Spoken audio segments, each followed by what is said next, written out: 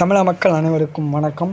தமிழ்நாட்டில் குடும்பத் தலைவிகளுக்கு மாதந்தோறும் வழங்கப்படும் ரூ. 1000 மகளிர் உரிமைத் தொகை எப்போது உயர்த்தப்படும் என்பது குறித்து மிக முக்கியமான தகவலை அமைச்சர் மரிய வில்சன் அவர்கள் வெளியிட்டுள்ளார்.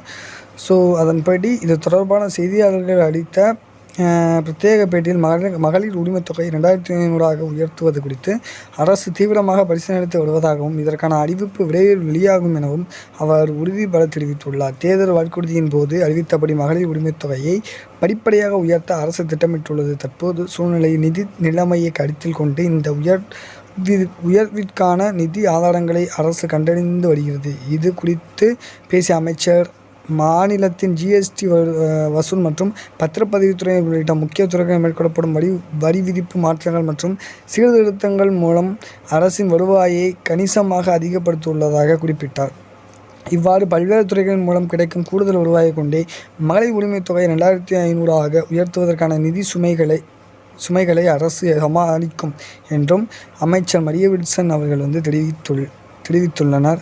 ஸோ அரசின் வருவாய் ஆதாரங்களை வலுப்பட்டு வருவதால் இந்த உயர்வு மிக விரைவில்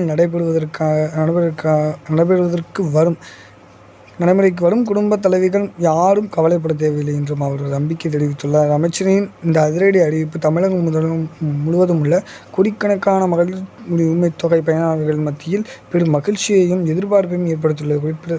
குறிப்பாக விலைவாசி உயர்ந்து வரும் இந்த சூழலில் உரிமைத் தொகை 2500 உயர்த்தப்பட்டால் அது தங்களுக்கு பெரிய பொருளாதார உதவியாக இருக்கும் என குடும்பத் தலைவிகள் கருத்து தெரிவித்துள்ளனர். இதன்படி விரைவில் அதற்கான மகளிர் உரிமைத் தொகை 2500 கூடுதலாக வழங்கப்படுவதற்கு 2500 உயர்த்துவதற்கான பரிசீலனை நடந்து கொண்டிருக்கிறது. விரைவில் அதற்கான அறிவிப்பும் தொடர்ந்து தமிழ்நாட்டில் நடக்கும் நிகழ்வுகளையும் தெரிந்து கொள்வதற்கு நம்மளோட சேனல் சப்ஸ்கிரைப் பண்ணிக்கோங்க. தேங்க்ஸ் ஃபார் வாட்சிங். Thanks for